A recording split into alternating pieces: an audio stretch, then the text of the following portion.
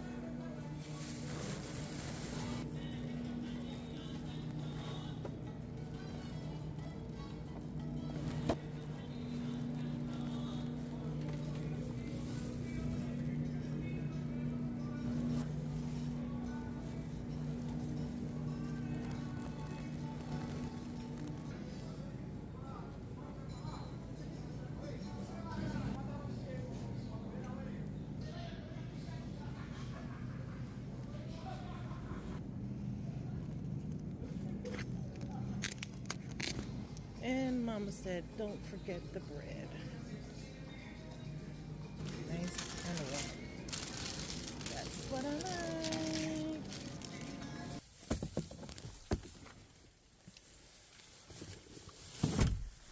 And here we are, made it home, safe and sound. Now in the kitchen, about to prep this meat. Today we are making sancocho. Sancocho in translation basically means stew. This stew, I call it the cure. If you have a hangover, if you feel sick, or if you're just missing home, this is the cure. First, you're going to take the meat. We're going to get the beef, and we're going to cut up this chicken. And we are going to clean it and prep it to get it ready to get seasoned. Y'all ready? Here we go.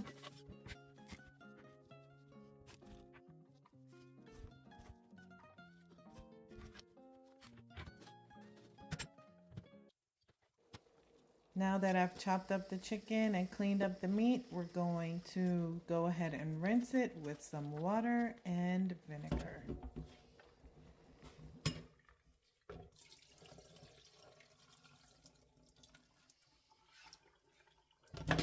Once you've rinsed it off and strained all the water and vinegar off, time to season. What I have in the bowl here is sofrito.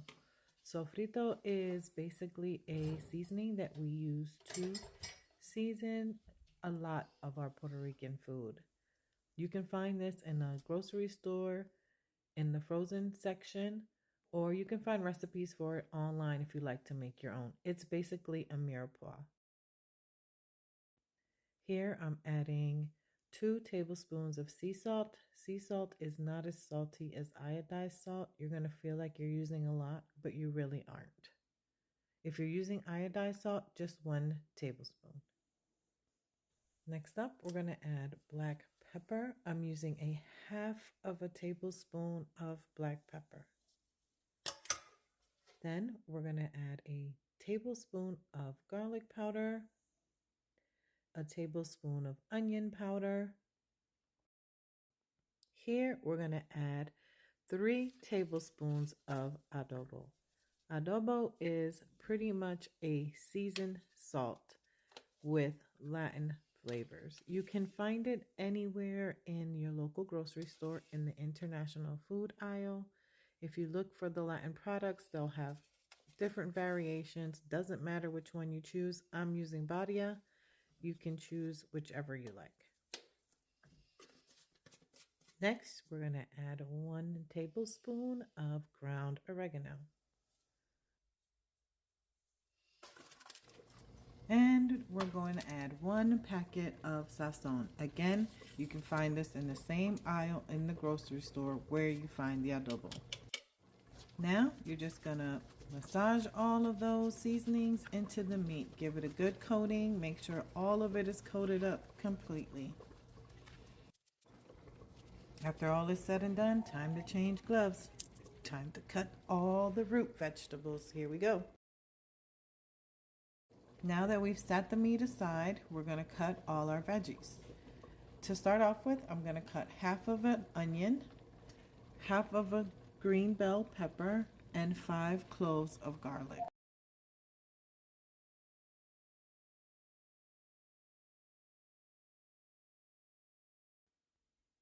Now we're going to start and work on our root vegetables. I bought half of a West Indian pumpkin or squash. I'm going to use half of that half.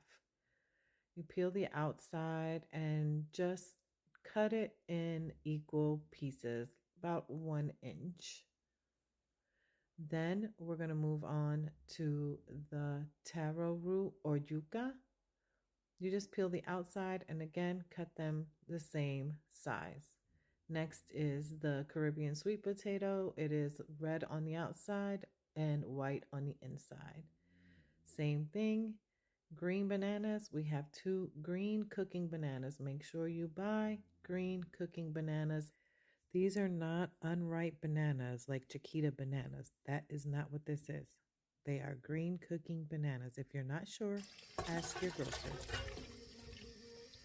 I also added some baby potatoes, red skin potatoes, and yellow potatoes, and some carrots. After you've chopped all of that up, rinse it and sit it in a bowl of cold water. The green bananas will change color if you don't have them sitting in cold water, and so will the taro root. Next, we're going to put our pot on medium heat, coat the bottom of the pan, and we are going to sear that good seasoning that we put on the meat. We're going to sear it into the meat to get some flavor. Once the meat has seared on one side for about 3 to 4 minutes, go ahead and stir it. We're going to sear and cook this meat for about 10 minutes to get the juices out of the meat to help flavor our broth.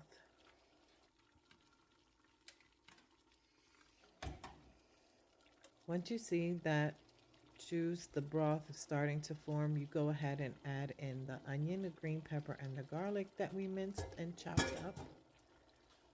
That is also going to add flavor to our broth. Next up, we're going to add the cilantro.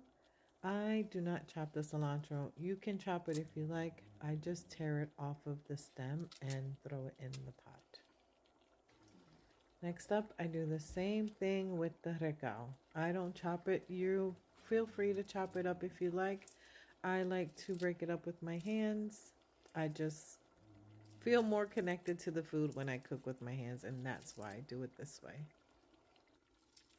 Then we're going to go ahead and give that a stir. Allow it to incorporate by letting it simmer for about 2 minutes. And once that is done, we are going to add all those good root vegetables, the potatoes, the carrots, the corn. Throw it in there. Here you see me adding a container of vegetable broth, and I'm also going to add a container of beef broth. Then we're going to add water just to cover. Don't overdo it. This is a stew, not a soup. Then we're going to re-season.